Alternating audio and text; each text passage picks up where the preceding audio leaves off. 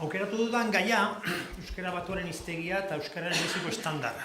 Piskat alderdi, ikuspegi espezializatu batete begiratuta.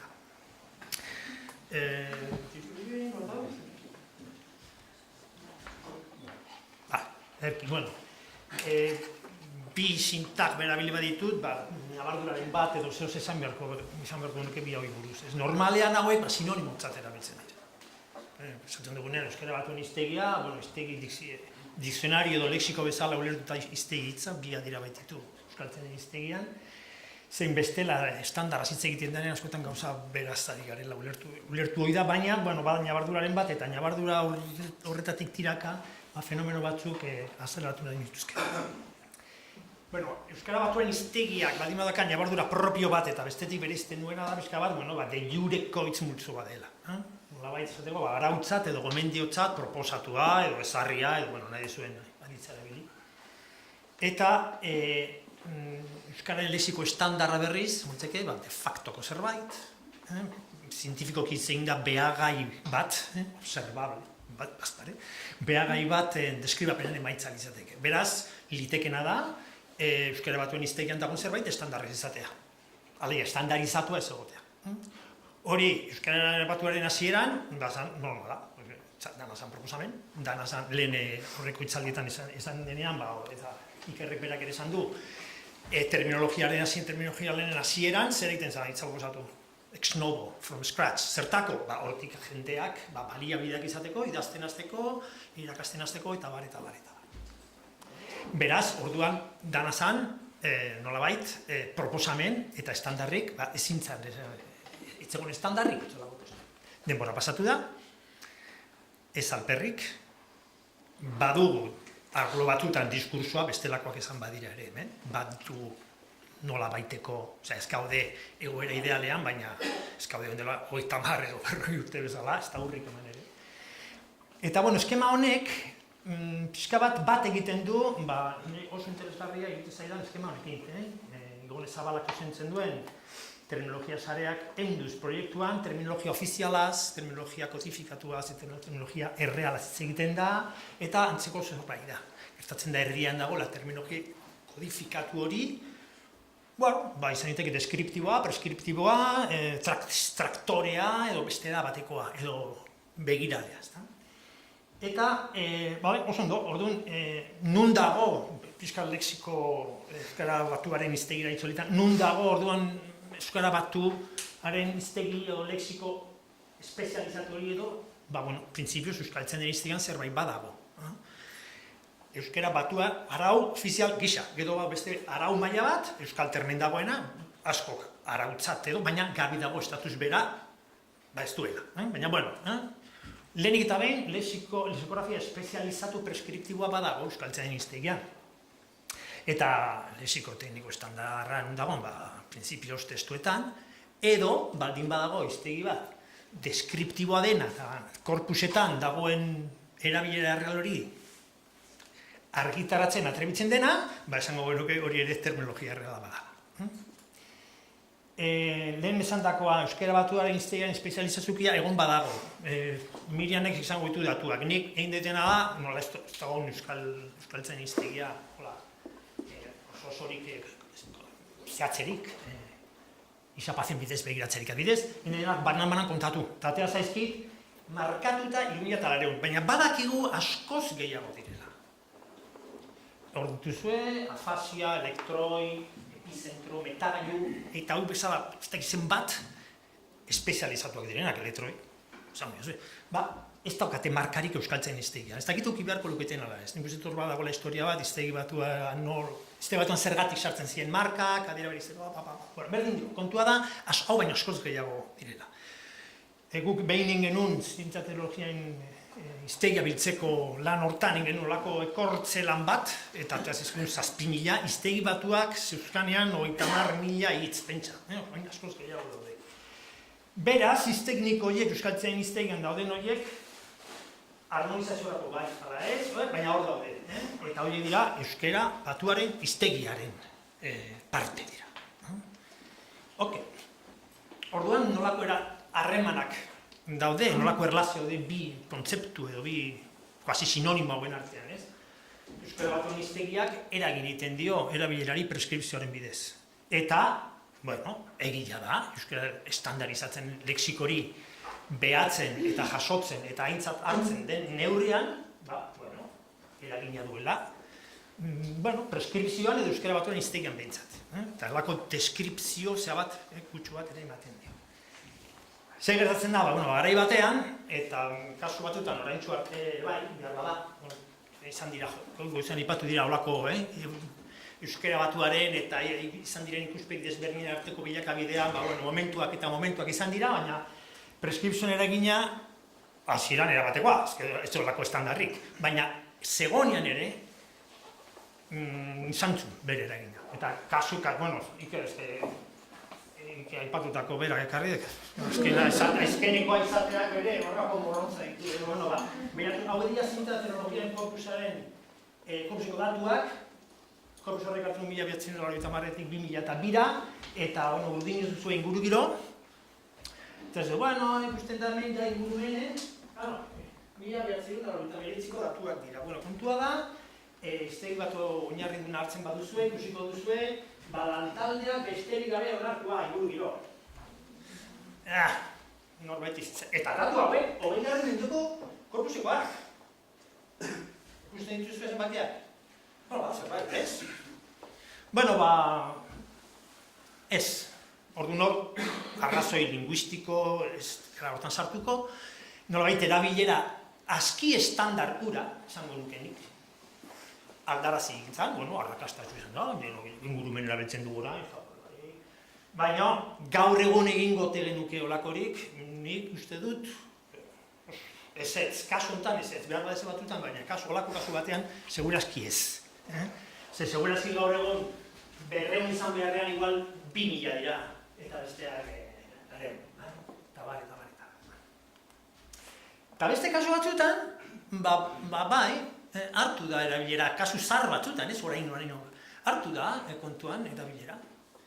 Eluiarren aldatzekotak egon den, ipatu duzu eroale eta eroa eta gizet, berbeak ikarritugula deno, baina eroan bortasun, puntuan eluiarren aldatzekotak egon den. Fon, eroaletasun. Hola, aldatuko dugu, pipa, eta hortan, derrepende, pum, euskaltzen diak, aztak eze fisikarik, miren jakingo du, fisikarik ibiltzegin, ezak izan, eroaletan ez du inok ibiltzen. Eroale bai, baina eroan kortasun zatik. Zera bi. Erderaz ere dago ascenso-descenso, ascensión dago, descensión ez dago, zatik. Eroan kortasun, eta hor dago. Horrek, esan nahi du, momentu horretan aintzat hartu zela, irizpide linguistikoak gora bera, aintzat hartu zela estandarizatzen ari zen forma hori, eta hiztegi batura, eta zuartan eramantzera, ez da? Beraz, hiztegi batuko lantaldeak eroan eta zur proposatu zuen, baina, zeroan kortasun honan, ondo.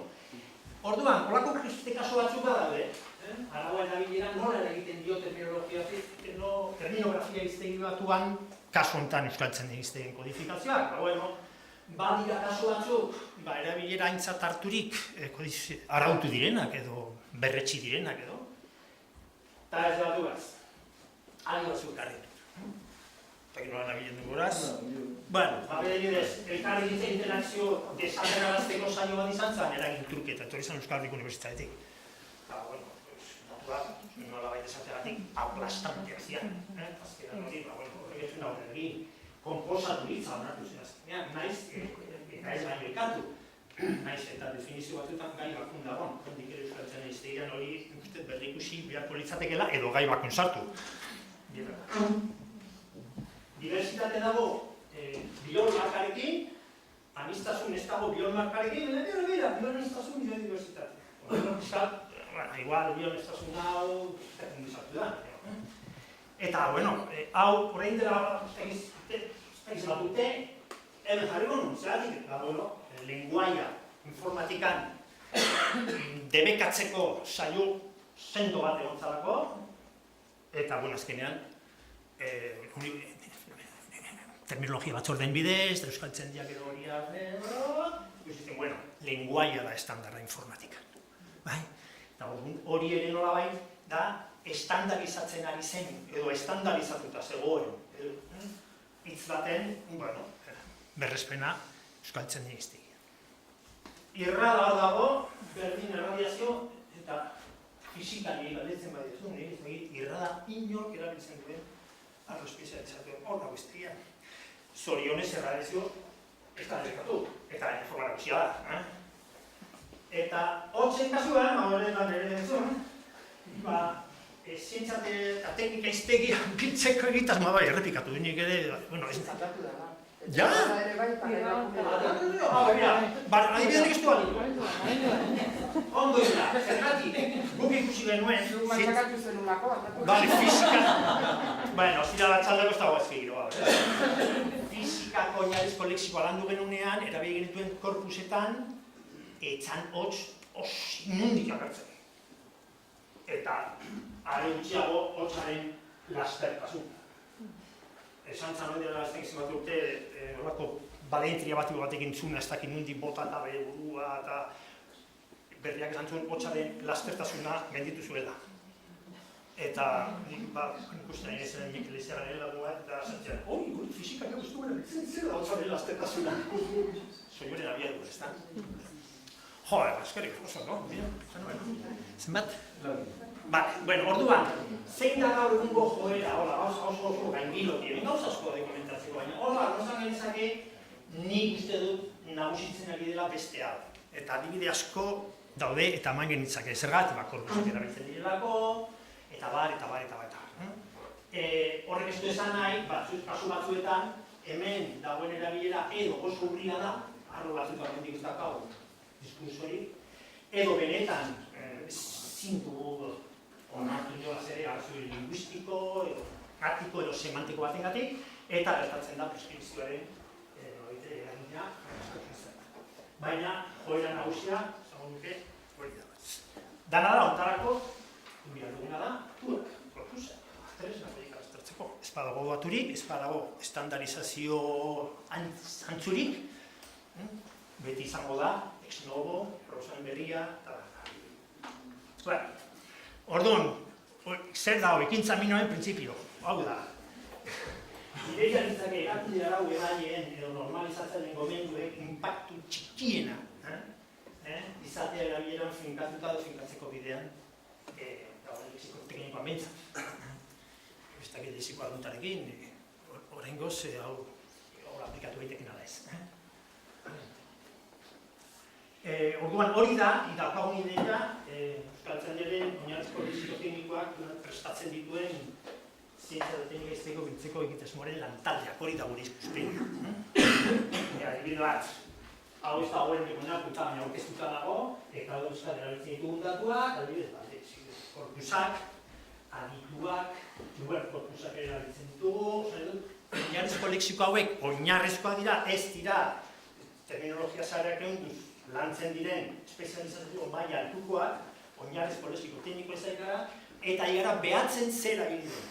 Ez zer erabili beharko litzateken, ze jendea, ez, matematika, fizika, astronomia, horako nahiko landuta doden, horretan, inbeharko bagenu arkitektura, gaur goizean, azaldu den problematikarekin, komplikatu. Orduan, bai. Hemen jarri dut adibide batzuk, nun lehen iztegi batuan entzeuden hitz batzuk, zientzia da oinarrizko lexiko horietan inden lanaren bidez, o lanari esker, sartu diren aleatorio, planetario, eta gero beste kasu batzuetan berriz, ez dugu nabarrean den ideia bakarra bukatzeko hausera. Joera bat badago, kare gaitan purismoa oso indartsua zen bezala. Egon da beste joera bat, izenak esan da, izan iteke bakto izarraka, edo amburizaren lana, baliokoak nolabait ere masiboki, edo salvazio isako zerbait bali bezala, iztegiratzeko, iztegiratzearen alde. Baina, proposamen egitako batzuk topo egiten dute. Batzutan, benetan, arro batzuna ez horremari, benetan estandarizatuta dauden kasu batzuekin.